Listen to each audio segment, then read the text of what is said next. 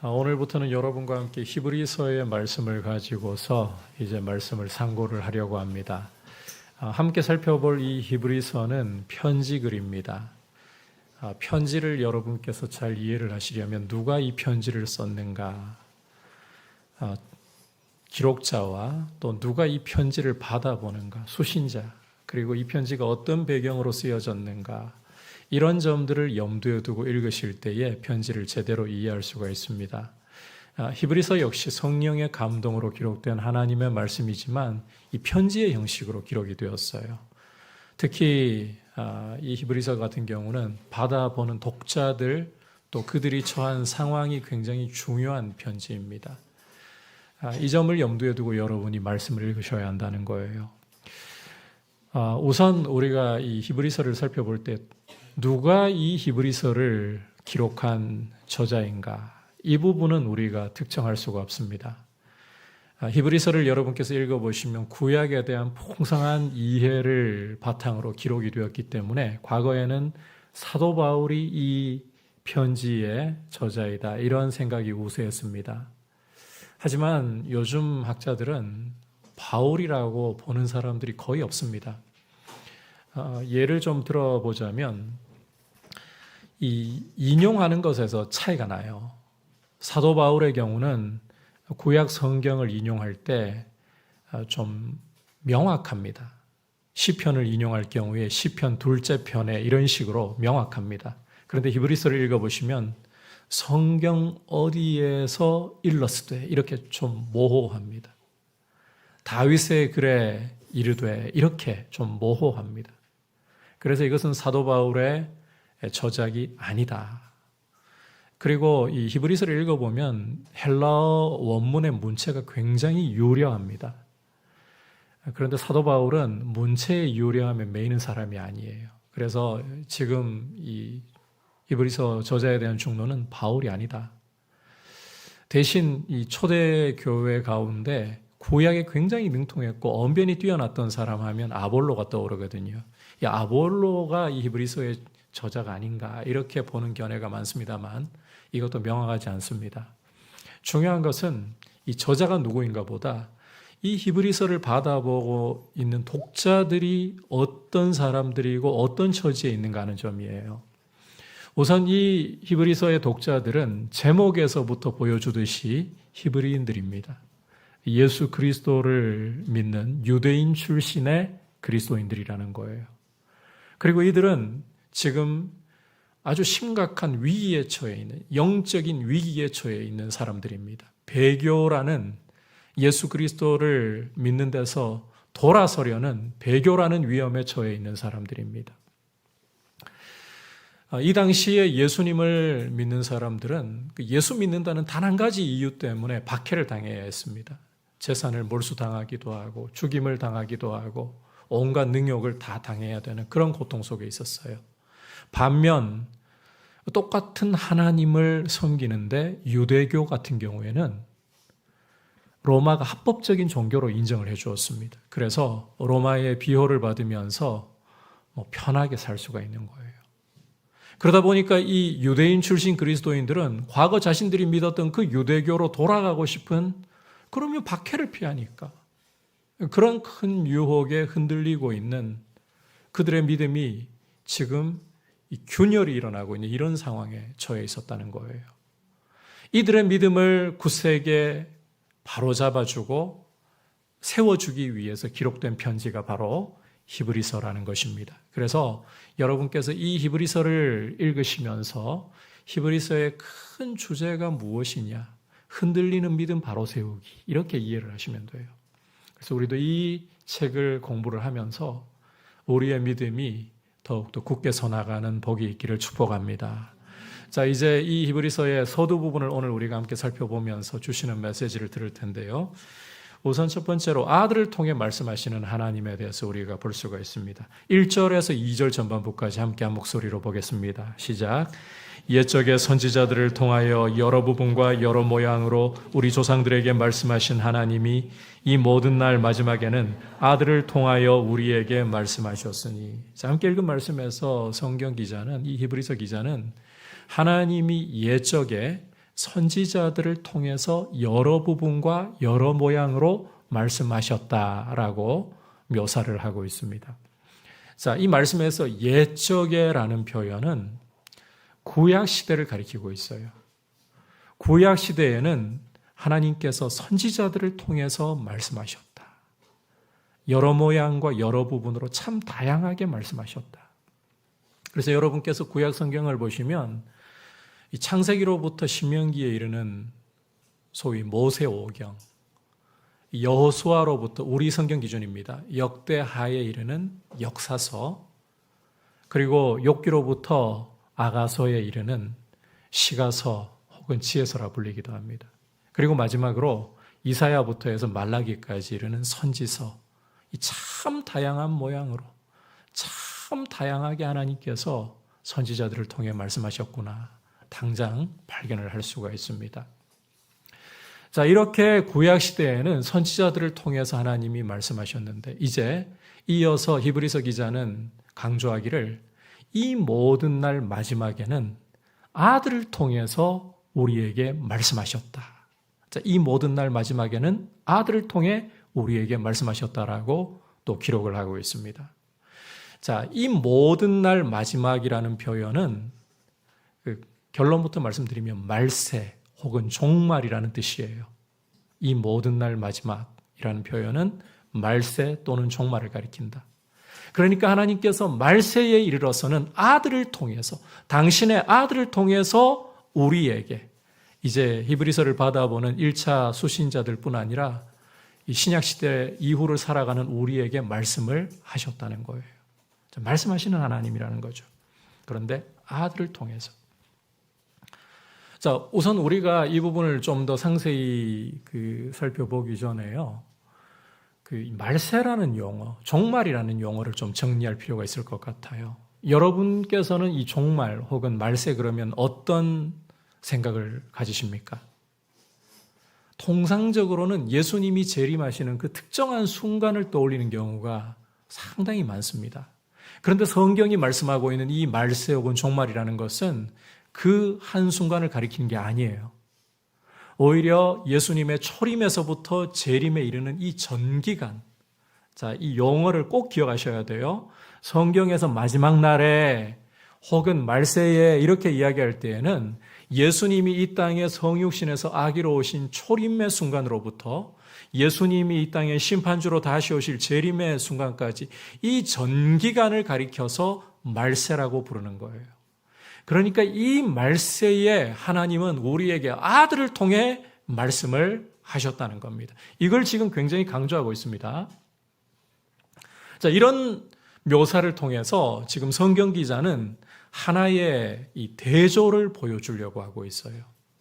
구약 시대에는 선지자들을 통해서 말씀하셨던 하나님이 이제 이 말세에 이르러서는 아들을 통해서 우리에게 말씀하셨다. 아들을 통해서 말씀하셨다는 것을 강조하려고 하고 있어요. 여러분, 똑같은 하나님의 말씀이지만 선지자들을 통해서 말씀하신 것과 아들을 통해서 말씀하신 것에는 굉장히 중요한 차이점이 있습니다. 차이점이 있어요. 물론 선지자들을 통해서 말씀하실 때에도 그 말씀은 동일하게 하나님 말씀이고 이 하나님의 말씀을 불순종하고 버렸을 때에는 엄중한 심판이 따랐다는 것을 우리가 기억해야 합니다. 우리가 이전에 사무엘상을 함께 공부하면서 사울을 살펴보았잖아요. 여러분, 이 사울이라는 사람은 왕이었음에도 불구하고 하나님의 말씀을 헌신짝처럼 던져버렸습니다. 그 결과 그는 하나님께 버림을 받았고 악한 영이 종종 그를 사로잡아 미치광이가 되었고 다윗을 잡아 죽이려는 이 일념하에 국력 낭비하다가 결국은 비참한 종말을 맞이하고 말았습니다. 구약의 선지자를 통해 주신 말씀이라도 하나님의 말씀으로서 엄연한 권위를 가지고 있다는 거예요. 여러분께서 열왕기상 13장을 읽어보시면 아주 특이한 이야기를 하나 소개를 하고 있는데 북이스라엘 초대 왕이었던 여로보암이 이 베델과 단이라는 곳에 제단을 쌓았습니다. 금송아지를 만들고 제단을 쌓았어요. 그런데 바로 그 제단을 그 중에 그 베델이라는 곳에 있는 제단을 쳐서 예언을 한 남쪽에서부터 온 하나님의 사람 이야기를 열왕기상 13장이 들려주고 있습니다. 하루는 북이스라엘 왕 여로보암이 자기가 쌓은 베델에 있는 제단에서 금송아지에게 분향을 하고 있었습니다. 그런데 남쪽으로부터 온 하나님의 사람이 이 왕이 지금 분향하고 있음에도 불구하고 그 제단을 쳐서 하나님의 말씀으로 예언을 하는 거예요. 이 여로보암의 입장에서는 너무나도 고약한 거죠. 왕이 지금 분향을 하고 있는데 감히 듣도 보도 못한 자가 나타나서 이 제단을 쳐서 예언을 해 손을 뻗어서 저놈을 잡아라 하는데 이 손이 말라버렸어요. 거둬들일 수가 없는 거예요. 당황한 여로보암은 그 하나님의 사람에게 간구합니다. 당신의 하나님 여호와에게 구해서 내 팔을 원래대로 돌려주시오. 하나님의 사람이 기도하니까요, 여로보암 팔이 회복이 되었어요. 자, 이러고 나니까 여로보암이 충격을 받아가지고 이 하나님의 사람을 자기 집으로 데려와서 대접을 하려고 합니다. 내가 상도 줄 테니까 그냥 가지 말고 먹고 마시고 가라. 그런데 하나님의 사람은 단칼에 이런 지하에 거절해버려요. 여호와께서 북이스라엘 땅, 이 우상 숭배의 땅에서 물도 마시지 말고 어떠한 음식도 먹지 말고 심지어 왔던 길로도 돌아가지 말고 다른 길로 가라고 명하셨습니다. 그렇게 하나님의 사람은 남쪽 유다로 다시금 유유히 길을 떠납니다. 자, 이제 이런 일이 벌어졌으니까 북이스라엘에 이런 소문이 파다하게 퍼질 거예요. 하나님의 사람이 남쪽으로 떠나고 얼마 후에 이 사마리아에 있던 한 늙은 선지자가 있었습니다. 그 선지자에게 이 소문이 들려와서 이 늙은 선지자가 이 유다에서 온 하나님의 사람을 자기 집으로 초대를 하고 싶은 거예요. 그래서 아들을 시켜서 짐승을 준비해서 빨리 쫓아갑니다. 그리고는 가는 길에 쉬고 있던 하나님의 사람을 만나요. 자기 집에 와서 이제 먹고 마시라고 초대하는 거죠. 그런데 하나님의 사람은 거절합니다. 왜? 하나님이 북이스라엘 땅에서는 먹지도 마시지도 심지어 왔던 길로도 가지 말라고 하셨으니까.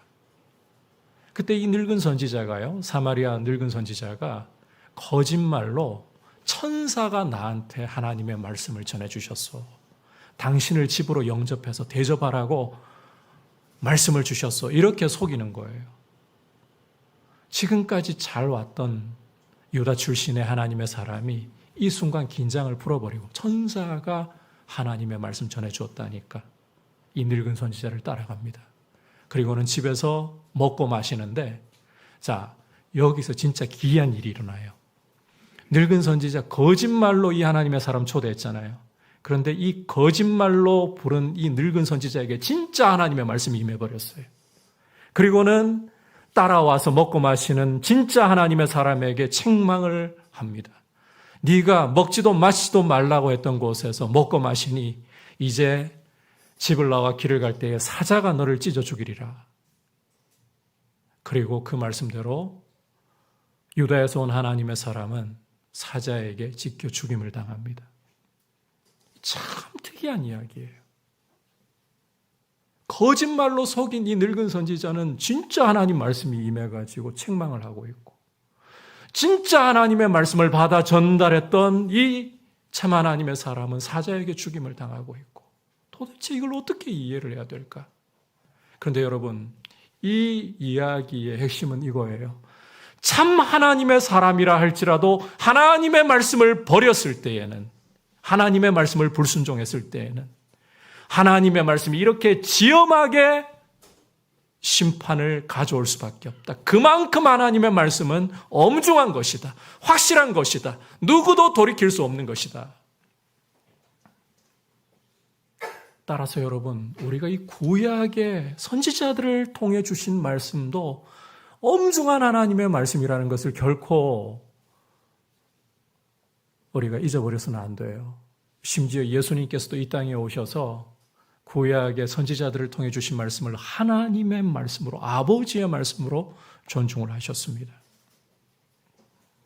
그런데 오늘 히브리서 기자는 아무리 엄중한 하나님의 말씀이고 아무리 하나님의 말씀으로서 확고하다 할지라도 선지자들을 통해 주신 말씀과 아들이 주신 말씀에는 차이가 있다는 걸 강조하고 있어요.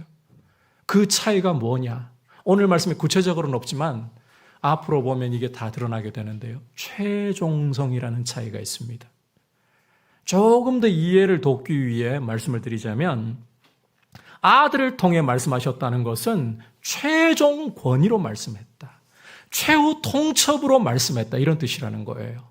자, 이해를 돕기 위해 예수님이 사용하신 비유 하나를 좀 가져옵니다. 마태복음 21장과 마가복음 12장에 들고 있는 악한 농부들 비유예요.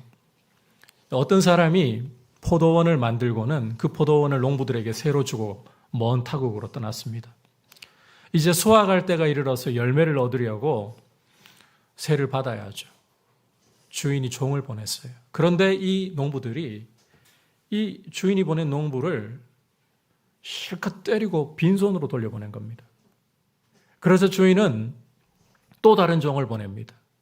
그런데 이번에 이 농부들은 이 종의 머리를 상하게, 고대의 머리를 상하게 했다는 것은 그야말로 모욕 그 자체이죠. 능욕을 하면서 보냈습니다. 주인이 또 다른 종을 보내요. 이번에는 종을 죽여버립니다.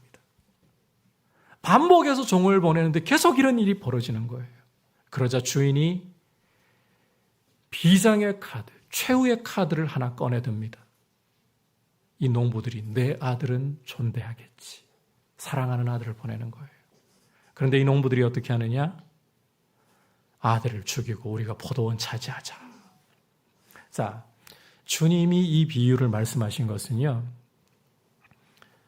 주님을 배쳐가는 유대인 지도자들에게 하신 말씀이에요.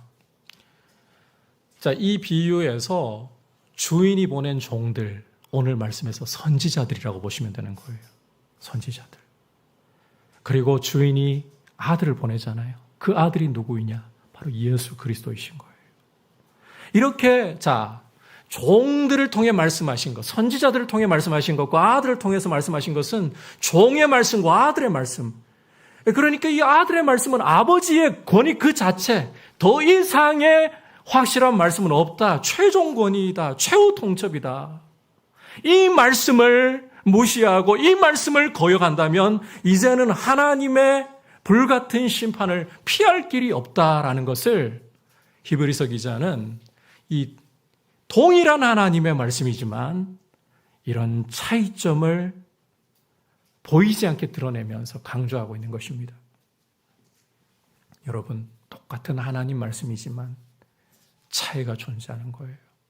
종들을 보내셔서 말씀하시는 것과 시기적으로도 그래요.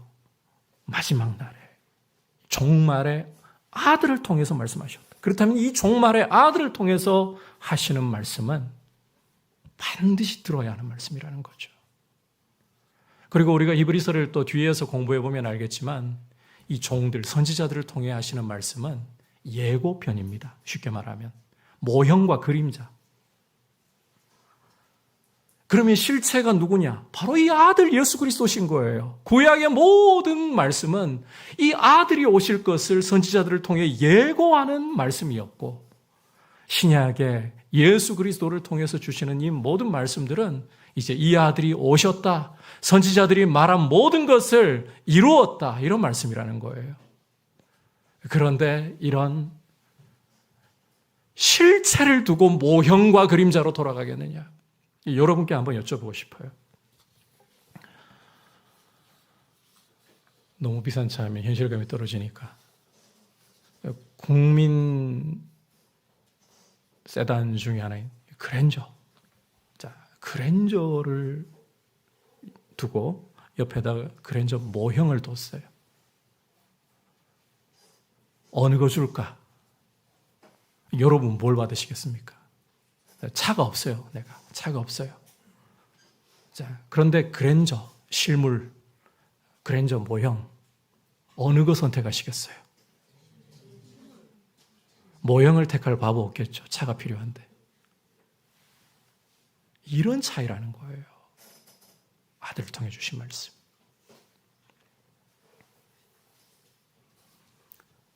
그래서 그리스도를 통해서 주시는 이 복음을 붙잡는 것이 지금 너무너무 중요하다.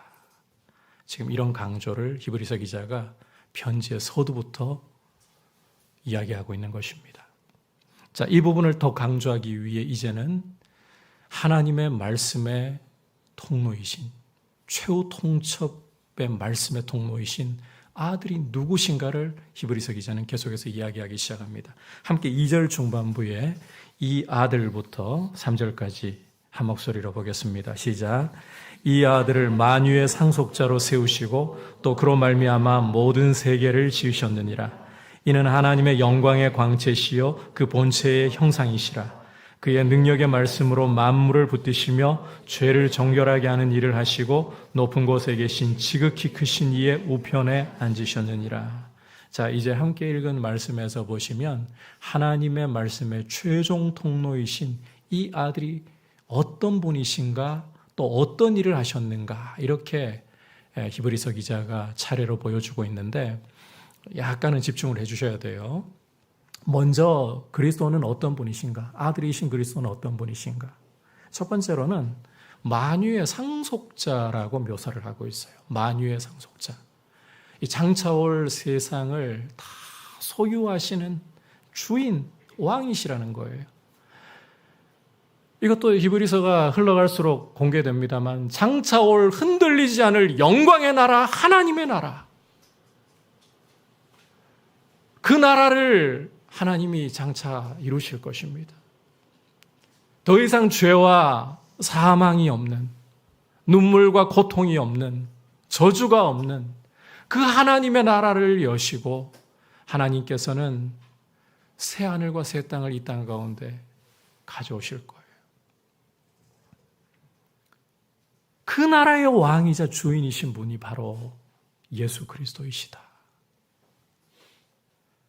그리고 이 예수 그리스도는 두 번째로 만물의 창조주, 하나님이 이 아들 통해 모든 만물을 지으셨다. 모든 세계를 지으셨다. 만물의 창조주시라는 거예요.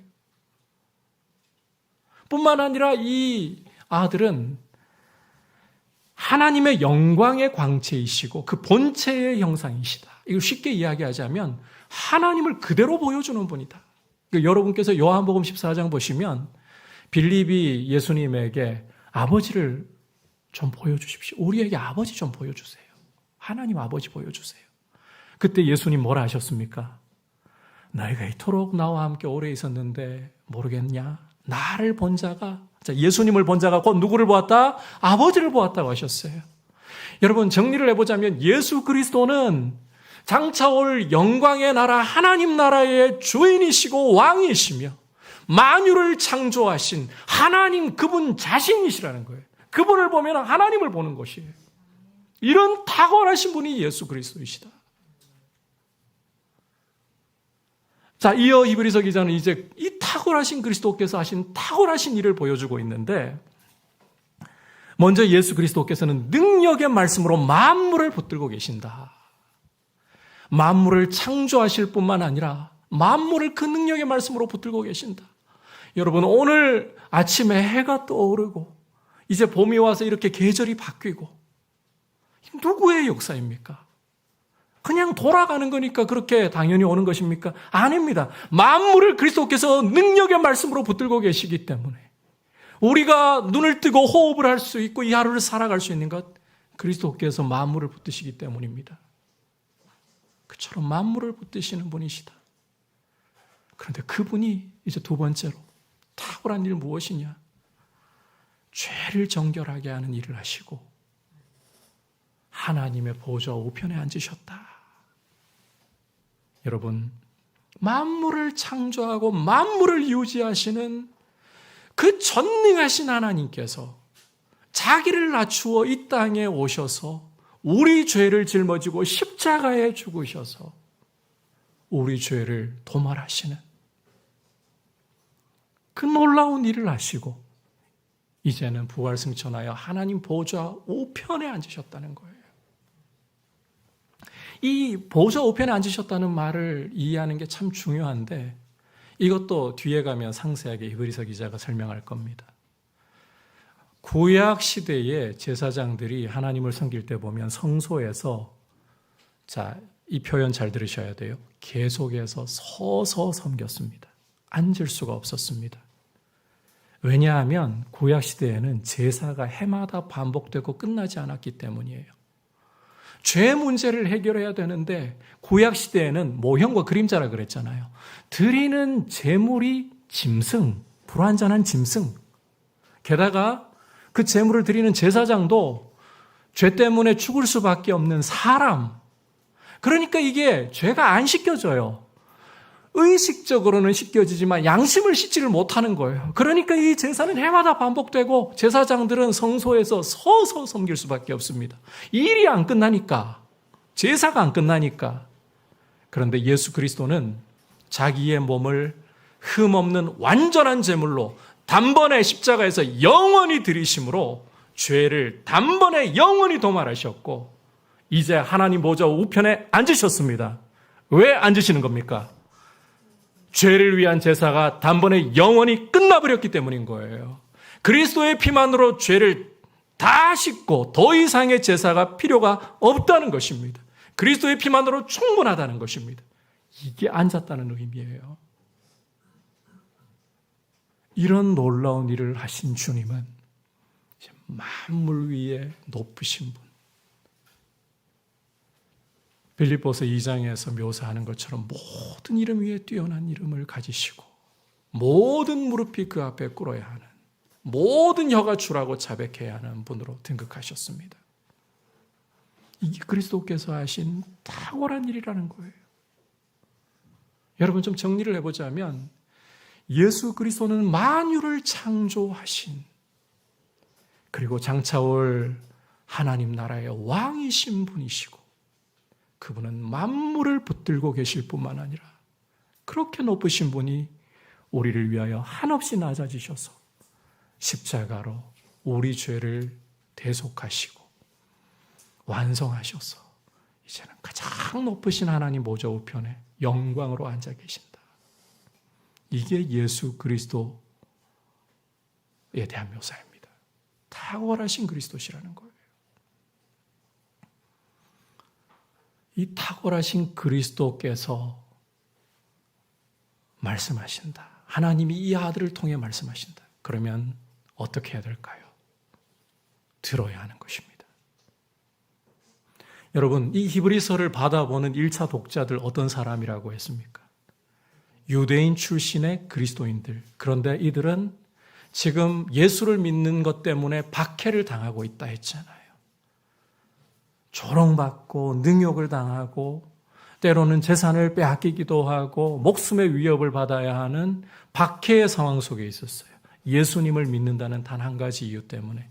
그런데 옆에 있는 유대인들을 보면 로마의 합법적인 종교로 인정을 받고 보호를 받고 있었기 때문에 똑같이 하나님을 섬기고 있는데 편안하게 살아갑니다. 유대인들 하면 떠오르는 어떤 이미지가 있습니까? 셰익스피어 읽어보면 유대인 하면 떠오르는 게 어떤 이미지입니까? 그리고 지금도 유대인 하면 뭐가 떠오릅니까? 이 돈, 세계 경제를 거머쥐고 있는 사람들, 이런 게 떠오르잖아요.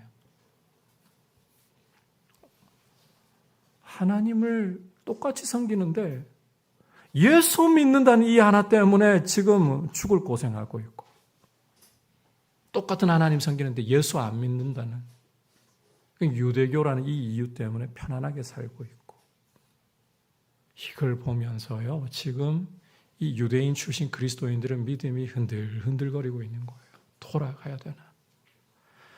예수를 믿는 것을 부인하기만 하면, 배교를 하기만 한다면, 예수를 믿지 않는다고 부정하고 그 이름을 밟아버린다면 똑같은 하나님 섬기면서 편하게 살 수 있는데, 이런 흔들리는 그리스도인들에게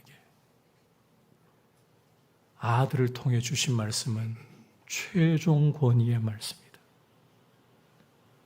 최후 통첩의 말씀이다.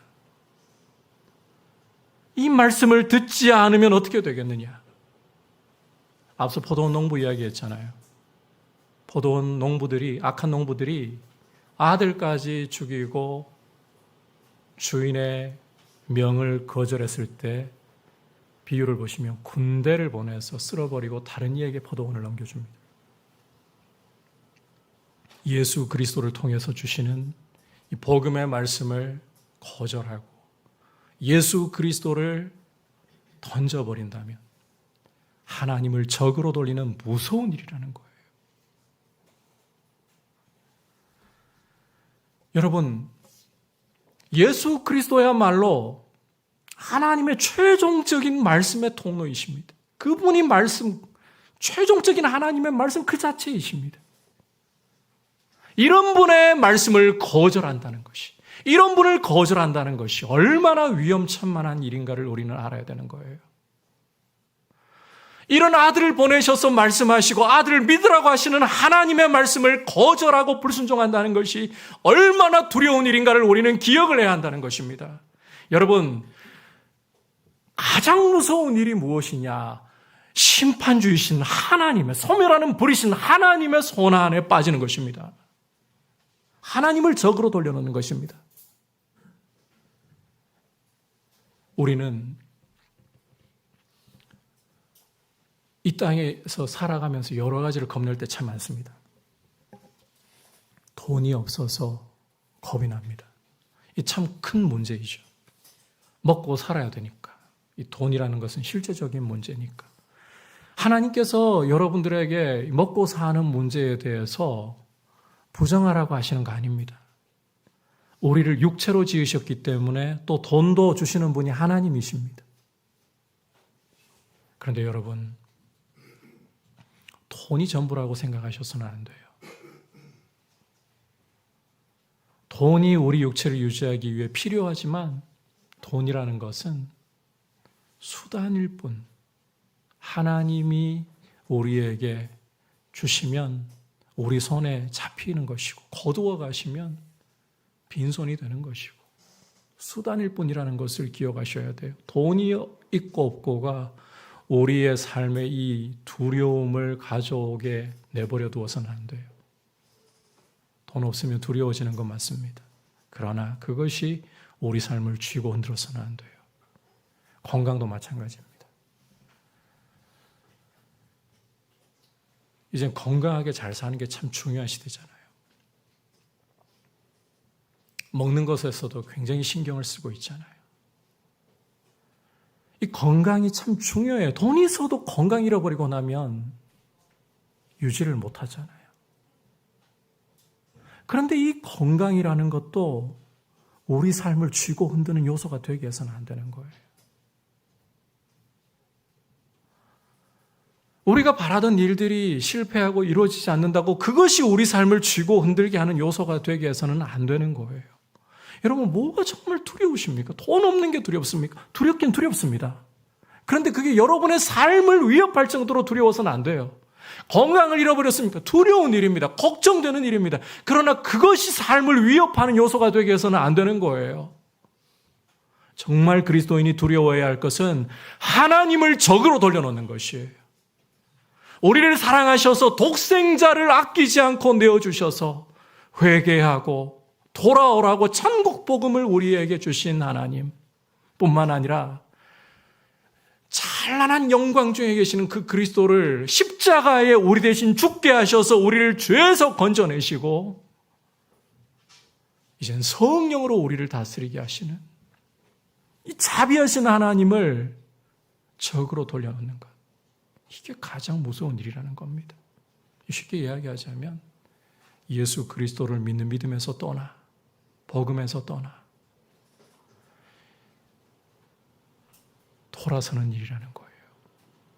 여러분, 과거에는 이 박해 때문에 예수를 믿는 것에 대한 큰 두려움과 어려움에 처해 있었습니다. 그런데 이제 우리는 이런 박해의 시대를, 물리적인 박해의 시대를 살고 있지 않습니다.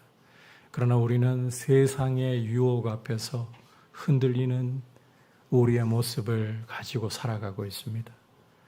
지금 우리 한국교회는 어느 때보다도 큰 어려움과 위기에 처해 있습니다. 세상이 교회를 존중하지 않습니다. 오히려 멸시합니다. 과거에 제가 어릴 때만 해도 어른들이 산기도, 철야하러 산기도 가자 할 때 따라가고 싶어 했거든요. 초등학생 때.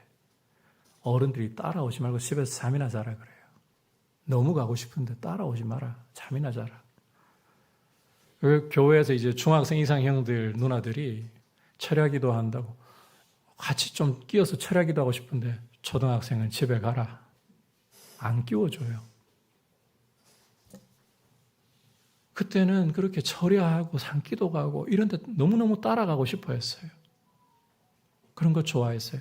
지금 여러분 철야하니까 교회 오시오 하면 여러분 어떻게 하시겠어요? 진짜 방골딱 세운다고 철야하니까. 아니 뭐 그까지 아니라도 오늘 우리 10시부터 해가지고 한 12시까지 집회합시다 하면 어떻게 하시겠어요? 막 기다리면서 사모하시는 분들 얼마나 계실까요? 그만큼 한국 교회가 영적으로 많이 이전과는 달라졌다는 이야기를 드리고 싶은 겁니다. 과거에는 어른들이 그런 생각 가지고 있어요. 내가 교회를 안 가도 내 자식 교회에 보내놓으면 적어도 이상한 길로 빠지지 않도록 잘 가르쳐준다. 지금은 전도할 때 겁냅니다. 물론 이단 때문에 그런 요소도 있어요. 이단이 복음 전하는데 굉장히 큰 피해를 끼쳤으니까. 그런데 교회 보내는 것에 대해서 이전 같지가 않습니다. 신뢰가 안 됩니다. 이렇듯 우리 그리스도를 믿는 믿음 가운데 서 있는 것은 심지어 이단보다도 이제는 더 신뢰받지 못하고 초라해지고 눈앞에 보이는 돈은 그 힘이 갈수록 더해져서 돈만 있으면 대한민국에서 살아가는 것은 어렵지가 않습니다. 돈으로 권세를 휘두를 수가 있습니다. 사람의 생사를 날아갈 정도로 쥐고 흔들 수도 있습니다. 이런 상황에서 우리는 무엇을 크게 보고 있습니까? 우리도 지금 흔들리는 믿음 속에 있지는 않습니까? 예수 그리스도의 복음이야말로 장차올 하나님의 나라야말로 영원한 나라이고 진동하지 않을 나라이고 이것만이 진정한 우리가 붙잡아야 할 가치라는 것을 정말 믿고 있느냐는 거예요. 히브리서 기자는 이 당시에 흔들리는 그리스도인들에게 말씀하고 있지만 오늘 우리에게도 동일하게 말씀하고 있습니다. 흔들리는 믿음을 다시 한번 돌아보라. 탁월하신 그리스도를 바라보고 그분이 하신 일을 바라보면서 그분의 말씀이야말로 최종적인 말씀이므로 그 말씀에 순종하라. 오늘 우리에게 도전을 하고 있는 것입니다. 여러분, 복음에 귀를 기울여야 합니다. 우리의 믿음이 다들 신앙생활 대충 해도 천국은 따놓은 당상이라 하고 다들 그렇게 살아가고 있는데요. 그런 마음이 아니라 복음 앞에 다시 돌아와 그리스도의 말씀보다 더 엄중한 말씀은 없습니다. 이 말씀대로 순종하기를 원합니다. 이러한 태도로 여러분 그리스도의 말씀을 알아가기를 원하고 말씀을 굳게 붙들고 세상의 어떠한 것보다 그리스도가 가장 존귀하고 세상의 어떠한 보화보다 진동하지 않는 하나님 나라를 기업으로 받는 것이 값진 것입니다. 이 가치관을 우리 안에 세우고 믿음 가운데 새롭게 설 수 있기를 주님의 이름으로 축복합니다. 여러분 히브리서의 서두를 통해서 그리스도의 말씀이 어떠한 것인가 우리가 생각을 해보았습니다. 말세의 하나님께서는 아들을 통해 우리에게 말씀하셨습니다. 최종적인 말씀이라는 겁니다. 복음이야말로 하나님의 최종적인 권위를 가진 말씀이고 이 말씀을 불순종하는 것은 두려운 일이라는 말입니다. 두 번째로 예수 그리스도께서는 만물을 창조하고 유지하시는 창조주 하나님, 그리고 만물을 유지하시는 그분이 자기를 낮추어 우리를 죄에서 정결케 하는 일을 하시고 영광의 보좌 우편에 앉으셨다. 이런 탁월하신 분이 말씀하신다면 그 말씀 앞에 우리는 순종해야 한다는 것이 히브리서의 메시지입니다.